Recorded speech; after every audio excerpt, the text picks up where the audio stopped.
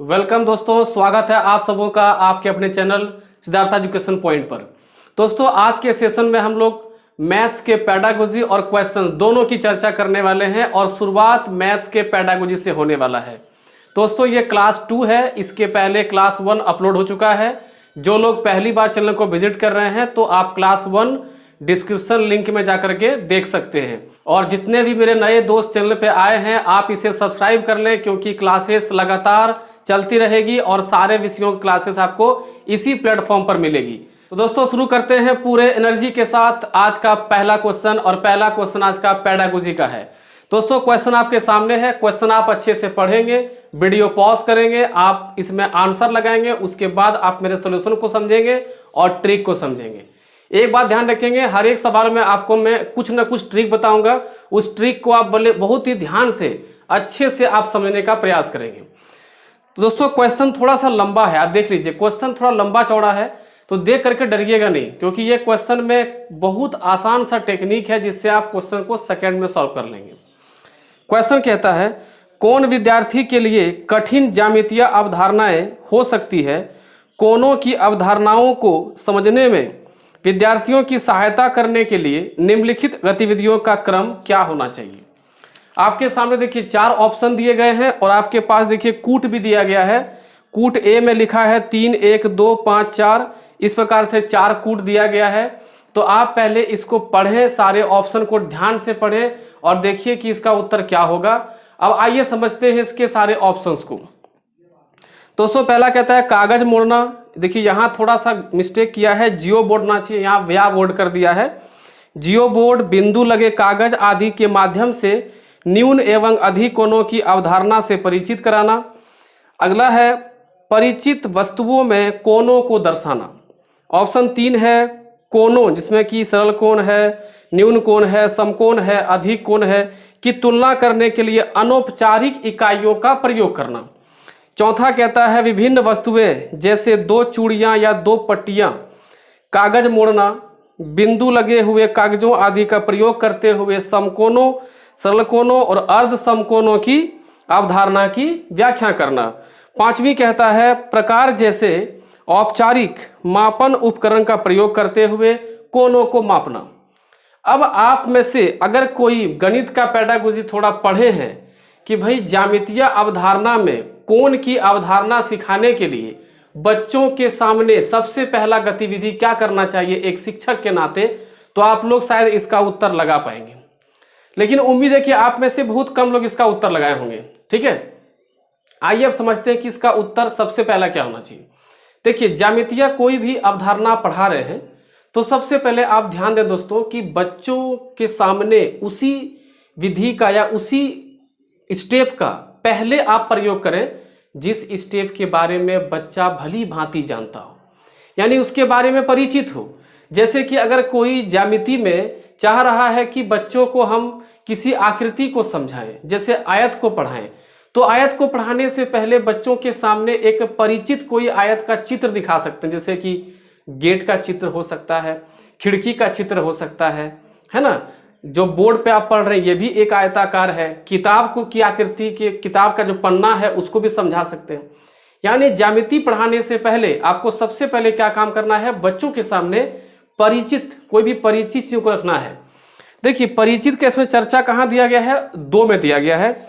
और अब जब आप कूट को देखते हैं ABCD, तो इसमें केवल और केवल C में सबसे पहले 2 को रखा गया है। तो इसका सही दोस्तों उत्तर क्या हो जाएगा, 2 हो जाएगा। तो कितना आसानी से आप इसका उत्तर लगा लिए, क्योंकि इसमें इतने बड़े बड़े ऑप्शन दिए गए हैं। तो आप ध्यान रखें दोस्तों कि जब भी कोई क्वेश्चन बड़ा बनाया जाता है तो उसमें कोई ना कोई एक क्रैकिंग पॉइंट रहता है। तो इतने सारे ऑप्शंस में, 5 ऑप्शंस में सबसे आसान क्या था आपके लिए, परिचित चीजों के संबंध में सबसे पहले बताना, यानी परिचित वस्तुओं में कोणों को दर्शाना जिसको बालक जानता हो। तो ये सबसे पहले होगा, तो इसका सही उत्तर होगा ऑप्शन नंबर C। बोलो, समझ में आया चीजें? बहुत ही अच्छा क्वेश्चन था। आइए बढ़ते हैं अगला क्वेश्चन।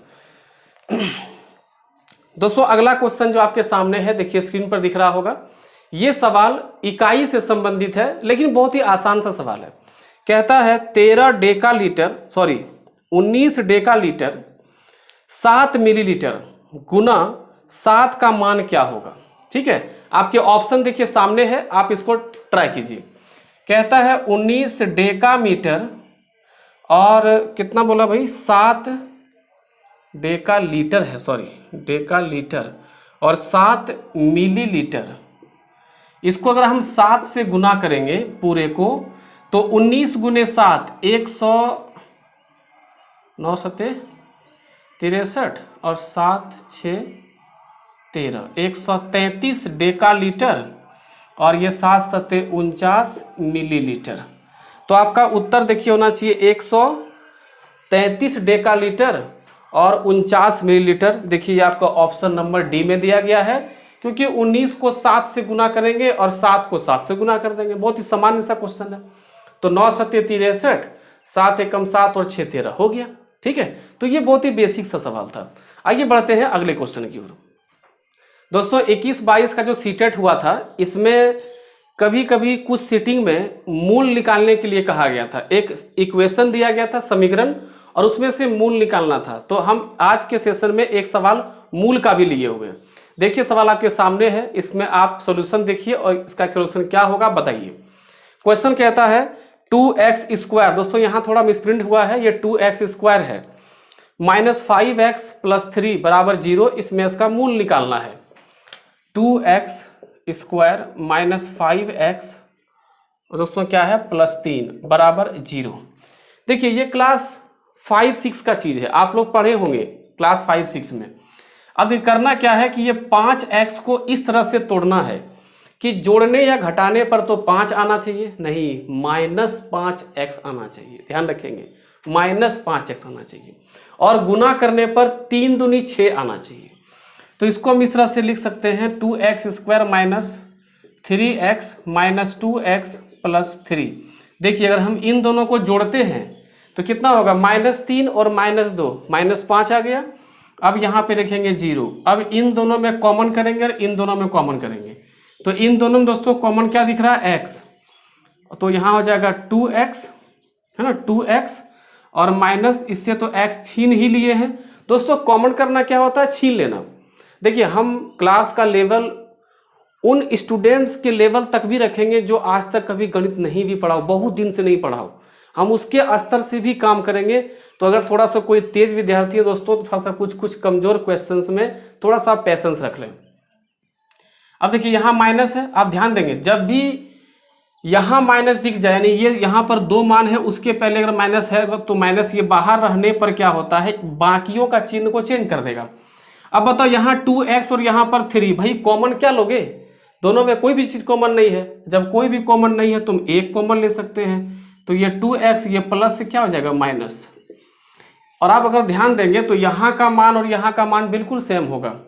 तो इन दोनों में से कोई एक उठा लें, भाई उठा लिए एक। अब यहाँ पे x और यहाँ -1 = 0। अब इनसे हम एक मान निकाल सकते हैं। तो 2x - 3 = 0, इसका मान भी 0 है, इसका मान भी 0 है। तो 2x बराबर ये 3 उधर जाएगा तो माइनस से प्लस हो जाएगा। अब क्या होगा देखिए, अगर x का मान हम निकालते हैं तो 3/2 हो जाएगा। x का मान दोस्तों क्या हो गया, ये 2 जाके यहाँ डिवाइड हो गया तो x/2 सॉरी 3/2 हो गया, एक मूल तो निकल गया। अगला देखिए, अगर हम x - 1 = 0 करते हैं तो x का मान 1 निकलता है। तो इसमें 2 मूल निकल रहा है, 3/2 और 1। ये किसी ऑप्शन में है, देखिए तो ऑप्शन नंबर देखिए बी में दिया गया है 1 और 3/2, बाकी में माइनस कर दिया है तो वो आपका उत्तर नहीं होगा। ठीक है, आई बात समझ में, बहुत ही आसान है। तो इस तरह के भी सवाल आपको टेट में देखने मिलेगा। ठीक है दोस्तों, अगला क्वेश्चन आपके स्क्रीन पर है, बनाइए। ये सवाल मैं आपको 2 तरह से बना के दिखाऊंगा, एक तो बाय प्रोसेस और एक बिना कोई प्रोसेस लगाए। ये सवाल चुटकी में 3-4 सेकंड में सॉल्व होगा, दोनों सिखाएंगे आपको। और ये सवाल आप में से मैक्सिमम लोग सॉल्यूशन करके बनाएंगे और समय लगाएंगे। आप ध्यान से देखिए क्वेश्चन क्या है।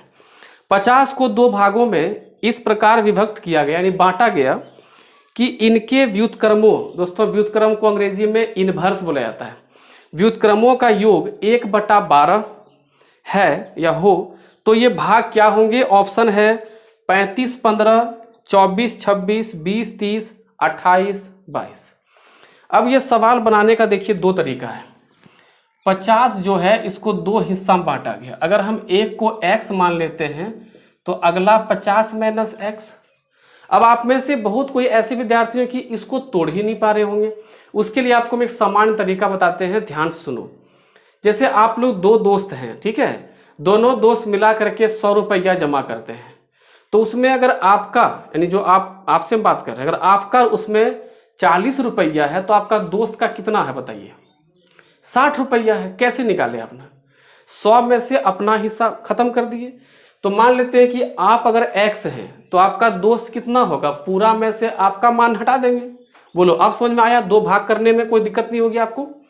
अब कहता है इसका व्युत्क्रम 1/x प्लस 1/50 माइनस एक्स, इसका मान दिया गया है 1/12। अब यहां से आप x का मान निकाल सकते हैं और फिर इसमें जो है x का मान यहां रख करके एक और मान निकाल सकते हैं। तो ये तो दोस्तों क्या हो गया? ये हो गया आपका पूरा सॉल्यूशन का तरीका। आप यहां देखो सॉल्व कैसे करोगे, इन दोनों को यहाँ पे गुना कर सकते हो, ठीक है। देखो कैसे, थोड़ा सा हम स्टेप बढ़ा देते हैं। ये x यहाँ गुना होगा तो ये x हो जाएगा, ये यहाँ गुना होगा तो 50 माइनस एक्स ये हो जाएगा, क्योंकि क्रॉस क्रॉस गुना हम कर सकते हैं ना, नीचे भी क्रॉस गुना करेंगे तो हो जाएगा ये 50x माइनस एक्स गुना एक्स स्क्वायर बराबर 1/12, ठीक है। अब देखो यहाँ ये माइनस और ये प्लस, ये तो खत्म हो जाएगा, तो ऊपर होगा 50/50 x माइनस एक्स स्क्वायर बराबर 1/12। अब इसको आप क्रॉस गुना करके आप जब सॉल्व करोगे तो द्विघात समीकरण मिलेगा और वहां से फिर x का दो मान निकलेगा, एक नेगेटिव में एक पॉजिटिव में। तो ये प्रोसेस थोड़ा सा लंबा हो जाता है। आइए देखते हैं कि इसका प्रोसेस आसान कैसे होगा ताकि आप कम टाइम में सवाल को सॉल्व कर सकते हैं, ठीक है। उसके लिए आपको ऑप्शन का हेल्प लेना पड़ेगा। देखिए ऑप्शन क्या है। पहला है 35-15, 20-30, 24-26 और 28-22, ठीक है। अब यहां आपको जो टेक्निक हम बता रहे हैं उसको ध्यान से सुनोगे। दोस्तों 50 का दो भाग करना था, उसके उल्टा करके यानी व्युत्क्रम करके उसको जोड़ना था। उसका मान दोस्तों आ रहा 1/12। ध्यान देंगे 1/12। अगर दो किसी मान को हम जोड़ रहे हैं व्युत्क्रम यानी भिन्न के मान को और 1/12 आ रहा है, इसका मतलब है कि वो दोनों के दोनों भाग 4 से कटने वाले हो सकते हैं या तो 3 से कटने वाले हो सकते हैं, ठीक है। तो अगर हम ध्यान देंगे तो एक 4 से कटने वाला भी होना चाहिए और एक 3 से भी कटने वाला होना चाहिए, क्योंकि 12 दोस्तों क्या है 3 × 4। अगर 12 में 3 × 4 है तो एक 3 से कटने वाला होगा, एक 4 से कटने वाला होगा। देखो इसमें तो एक 3 से कटने वाला है लेकिन 4 से कटने वाला नहीं है, इसमें एक 4 से कटने वाला लेकिन 3 से कटने वाला नहीं है, इसमें एक 4 से कटने वाला लेकिन 3 से कटने वाला नहीं है, इसमें देखो 4 से कटने वाला भी है 3 से भी कटने वाला। यही इसका उत्तर होगा 20 और 30। आप सॉल्यूशन करके देख लो, इसका मान आपका अगर 1/20 1/30 के जोड़ोगे तो 1/12 आएगा। कितना सेकंड लगा बनाने बताओ? ये हमको मतलब मैक्सिमम 4 से 5 सेकंड, क्योंकि आपको समझाना था इसलिए हमको 8-10 सेकंड लगा, वरना अगर हम इस सवाल को मारेंगे तो 3-4 सेकंड। बोलो आई बात समझ में? ये टेक्निक आपके पास होना बहुत जरूरी है, ठीक है दोस्तों। बढ़ते हैं अगले क्वेश्चन में। तो दोस्तों अगर आपको मजा आ रहा है सेशन तो आप अपने दोस्तों को जरूर शेयर करिए। देखिए हम आपको यूट्यूब पे बिना किसी कॉस्ट बिना किसी फी का पढ़ा रहे हैं, अगर आपको हेल्प कर रहे हैं तो ये आपका भी दायित्व बनता है कि थोड़ा आप रिटर्निंग में कुछ हमें भी दें। जैसे थोड़ा सा लाइक कर दें सेशन को, कमेंट कुछ कर दें, अगर आपको अच्छा लगे तो कुछ जरूर कमेंट करिए, और अगर आपको सेशन बहुत अच्छा लगा तो अपने दोस्तों को जरूर शेयर करिए। ये आपका थोड़ा सा हम लोग के लिए एक तरह से सपोर्ट और एक तरह से फी मेरे लिए यही है, ठीक है। अगला क्वेश्चन देखते हैं दोस्तों। अगला क्वेश्चन कहता है 21 सेंटीमीटर व्यास वाले गोले का पृष्ठीय क्षेत्रफल ज्ञात करें। दोस्तों कल के सेशन में भी मैंने कहा था कि सीटेट जो है आयतन और क्षेत्रफल दोनों टॉपिक से क्वेश्चन पूछती है, लेकिन पिछले कुछ टैट से, चाहे वो रीट का हो, DSSB का हो या फिर सीटेट हो, इन सब एग्जाम में थोड़ा सा आयतन में थोड़ा बढ़ने का प्रयास कर रहा है, बेलन को पूछ रहा है, गोला को पूछ रहा है। अब बात रहा इस सवाल में कि इसको सॉल्व कैसे करेंगे। तो सबसे पहले आप लोगों को गोले का पृष्ठीय क्षेत्रफल पता होना चाहिए। दोस्तों इसका पृष्ठीय क्षेत्रफल होता है 4πr²। 4πr²। अब देखिए इसमें आपको क्या दिया गया है, व्यास। एक गोला है उसका व्यास दिया गया है। देखिए ये गोला है, देखिए गोला चूंकि बोर्ड पे नहीं बन सकता क्योंकि भाई वो 3D होता है, तो आप मान लेंगे कि ये गोला, चूंकि एक्चुअली ये क्या बनाए हैं, वृत्त बनाए हुए ना, मान लेंगे कि गोला है। इसका ये व्यास दिया गया कितना 21, अगर हम व्यास का आधा कर देंगे तो क्या मिलेगा बताओ, त्रिज्या मिलेगा। तो अगर हम 21 को 2 से भाग कर दें तो क्या मिलेगा, त्रिज्या। तो ये हमारा r निकल गया। अब इस फॉर्मूला पे हम फिट कर सकते हैं, 4 गुने पाई का मान 22/7 और r स्क्वायर तो 21/2 गुने 21/2, 2 बार लिख दिए। इसका करने की क्या जरूरत है कि नहीं। जब जब कभी आपको स्क्वायर नहीं याद है तो अगर हमको r स्क्वायर करना है, 2 बार गुना कर दो r को, ठीक है। 2 दूनी 4, यहाँ से कैंसिल हो गया और 7 दिया 21, तो ये आपका आ गया दोस्तों 22 गुने 3 गुने 21। अब आपके मन में आता हो कि सर इस जो गुना वाला जो यहाँ पे पॉइंट आ गया, इसको हम कैसे गुना स्पीड से कर सकते हैं। तो इसको भी हम बहुत ही स्पीड से गुना कर सकते हैं। कैसे, वो देखो। अगर हम 21 गुने 3 करें कितना आता है बताओ, 63 तो 63 आ गया। अब अगर हम 22 से 2 छीन लें तो 22 से 2 छीन के अगर हम 63 को दे दें तो 63 को डबल कर देते हैं, कितना होगा उसमें बताओ 126 होगा। अगर 21 गुने 3 किए 63 आया और इसको फिर 2 से गुना कर दिए, कितना आया 126। अब यहाँ क्या बच गया 11। तो आप लोगों को एक टेक्निक पता होना चाहिए कि 11 से गुना कैसे करते हैं। 11 गुण से गुना करने का तरीका होता है, सबसे अंतिम वाला को लिख लो, लिख लिए, उसके जोड़ना शुरू कर दो, 6 और 2 8, फिर 2 और 1 3, और हाथ में कुछ बचा तो नहीं है तो 1, 1386। देखो ये किसी ऑप्शन में है, 1386 पहला ही ऑप्शन में है सेंटीमीटर स्क्वायर में।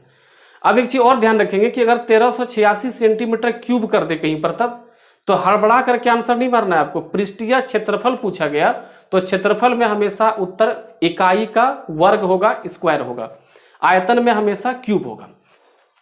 दोस्तों अगला क्वेश्चन फिर से आपके सामने पेडागोजी का, बहुत ही इंटरेस्टिंग और बहुत इंपॉर्टेंट, क्योंकि इस बार सीटेड 22 में इस तरह का सवाल खूब पूछा गया।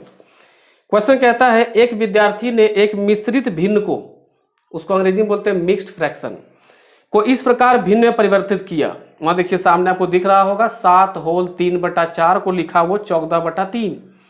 इस गलती का कारण क्या हो सकता है। तो एज ए शिक्षक आप बताएं कि गलती विद्यार्थी ने क्यों किया होगा।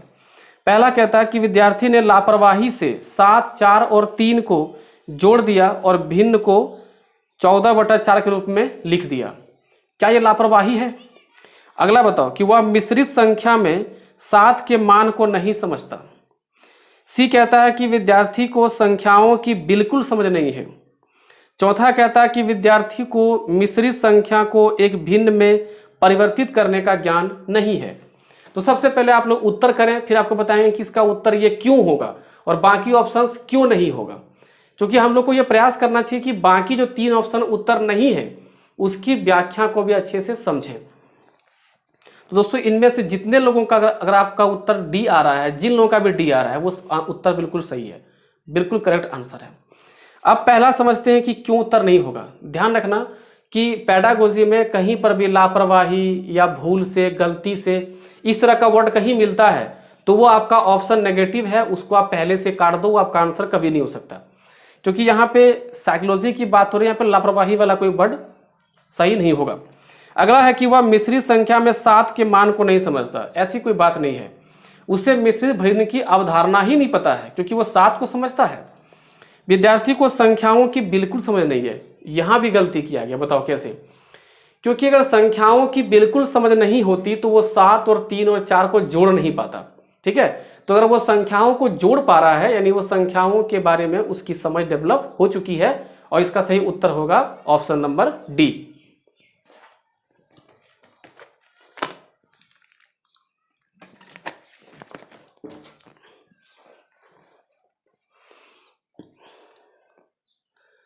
अब दोस्तों आपके सामने देखिए एक सवाल है, ये सिंप्लीफिकेशन का क्वेश्चन है, बहुत ही आसान सा सवाल है। इसको आप वैल्यू पुटिंग का सवाल भी मान सकते हैं। कहता है यदि a बराबर 2, b बराबर 3 और c बराबर 4 है तो a cube plus B cube plus C cube minus 3abc का मान ज्ञात करें। ठीक है, देखिए a का मान दिया गया है 2, b का मान दिया गया है 3, सी का मान दिया गया है 4, हमको निकालना है a cube plus B cube plus C cube minus 3abc, यही निकालना है। तो ये एकदम बिल्कुल वैल्यू पुटिंग का सवाल है। देखो यहाँ रखेंगे 2 तो 2 का क्यूब 8 हो गया, यहाँ रखेंगे 3, 3 का क्यूब 27 हो गया, यहाँ रखेंगे 4, 4 का क्यूब 64 हो गया, माइनस 3 इंटू ए मतलब कितना 2, बी का 3 और सी का 4।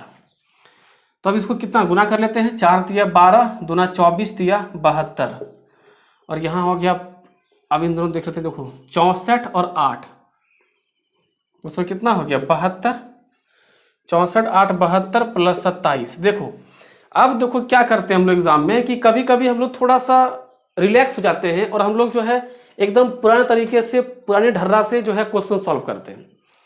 अगर यहाँ 72 माइनस में है तो, और यहाँ 72 प्लस में कहीं दिखा तो भाई काट दो, आपका उत्तर कितना आ जाएगा 27।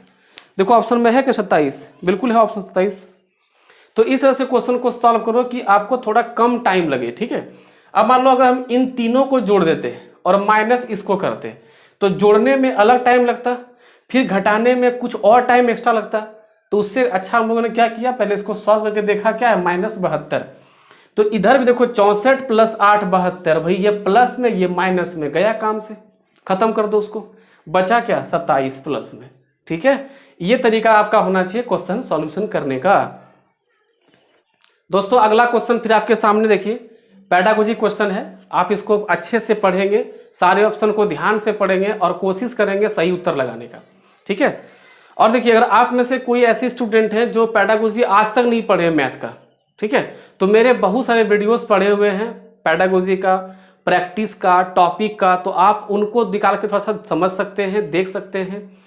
लेकिन अगर आपको फिर से पढ़ना है तो हम फिर से आगे टॉपिक को पढ़ाने वाले हैं। जैसे आपका वेन हीले हो गया, गणित की प्रकृति हो गया, सामुदायिक गणित हो गया, पाठ्यक्रम में स्थान हो गया, पढ़ाने की विधि हो गया, है ना, समस्या समाधान की विधि हो गया, त्रुटि विश्लेषण हो गया, न्यूमेन हो गया, ये सारे हम पढ़ाने वाले हैं। तो अगर आपको बाद में ही पढ़ना है थोड़ा सा वेट कीजिए, अगर आपको अभी ही पढ़ना है तो आप मेरे पुराने वीडियोस को उठा करके देखिए, आपको सारे चीज़ें मिल जाएगा और अच्छे से आपको समझ में आ जाएगा। दोस्तों क्वेश्चन कहता है कि प्रसाद ने 55 और 67 को इस प्रकार से जोड़ा। देखिए जोड़ा क्या है आपके सामने, आपको दिख रहा होगा। इसमें क्या गलत है? प्रसाद को पुनः एकत्र करने में समस्या है। प्रसाद ने ऐसा लापरवाही के कारण किया।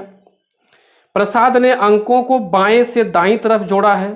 प्रसाद को आधारभूत तथ्यों का ज्ञान नहीं है।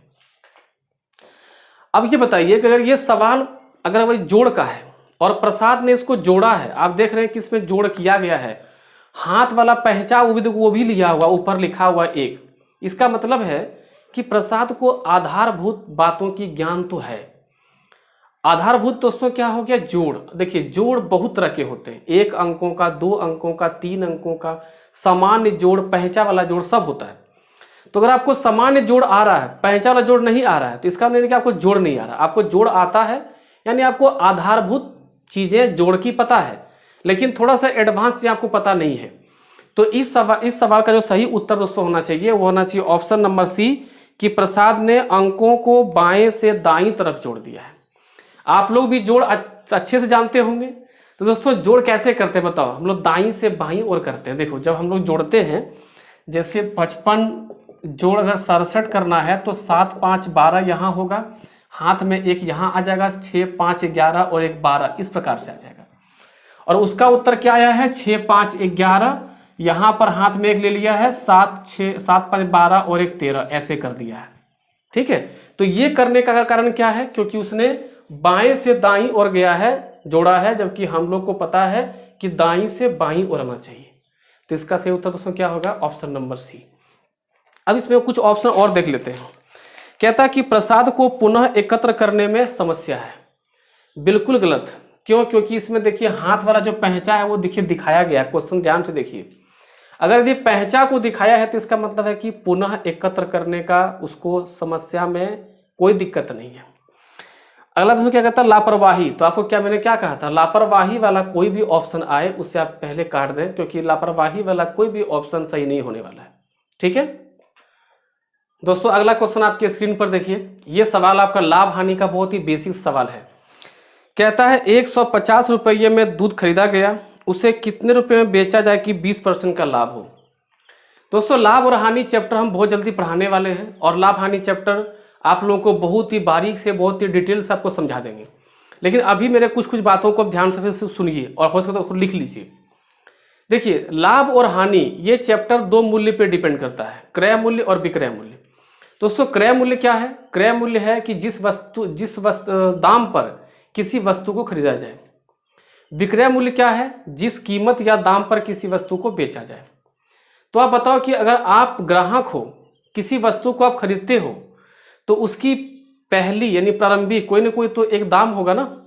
जैसे आपने उसे 100 रुपया में खरीदा, 100 छोड़ो 500 में खरीदा, तो 500 उसकी क्या हो गया? प्रारंभिक मूल्य हो गया। ठीक है, एज ए ग्राहक आपके लिए तो वो मूल्य दोस्तों कितना हो गया? 100%। ध्यान रखेंगे इस दुनिया में किसी भी वस्तु का क्रय मूल्य 100% होता है, यानी पूर्ण होता है। अगर आप उस पर लाभ लेकर के बेचते हैं, जैसे 20% लाभ की चर्चा क्वेश्चन में हुई है, तो वह व्यक्ति उस वस्तु को बेचने पर कितना परसेंट पैसा मिल रहा है उसको, या फिर उसके बाद आ रहा होगा 120%, क्योंकि 100% में उसने खरीदा है। अगर 100% में खरीदा है और अगर 30% की हानि हो जाए बेचने पर, तो बताओ व्यक्ति को कितना परसेंट पैसा मिलेगा? 70% मिलेगा। अगर 100% में आपने किसी चीज को खरीदा है और अगर आपको 40% का लाभ हुआ, तो कितना में आपने बेचा? 140% में बेचा। तो यहां बोल रहा है कि 150 रुपया में खरीदा है, यानी ये 100% है। अब कहता है कि 20% का लाभ होना चाहिए, तो भाई 20% का लाभ होना चाहिए, इसका मतलब है कि 120% में बेचना चाहता है वो। तो यही हमको निकालना है कि कितना उसका विक्रय मूल्य होगा। तो दोस्तों विक्रय मूल्य कितना परसेंट हो गया? 120%। तो 150 का 120% निकालना है, ये डबल जीरो यहाँ से कैंसिल, 15 गुने 12 180, यानी उस वस्तु को वह 180 रुपया में बेचेगा। उम्मीद है आपको बातें समझ में आ गई होंगी। ठीक है दोस्तों, आपके सामने देखिए एक बहुत ही छोटा सा क्वेश्चन, गुना का क्वेश्चन दिया गया है। 501 गुना 502। ठीक है, 501 गुना 502 और ऑप्शन देखिए आपके सामने है। ऑप्शन दिया है 15 25 02 1 2 5 5 02 25 15 02 और 55 12 02। ये आपका ऑप्शन है। तो ये सवाल बहुत ही आसानी से बना सकते हैं। ठीक है, देखिए 500 गुने 500 करेंगे हम तो कितना होगा दोस्तों? 25,000 होगा।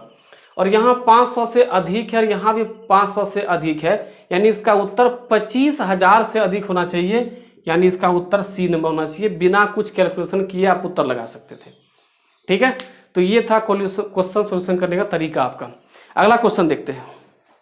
अब दोस्तों आपके सामने देखिए पेडागोजी का एक और क्वेश्चन, बहुत ही इंटरेस्टिंग क्वेश्चन, थोड़ा घुमा के पूछा गया है, लेकिन आप इस क्वेश्चन के चक्कर में चक्कर नहीं खाइएगा। ठीक है, आसान क्वेश्चन है, ध्यान से बनाइएगा।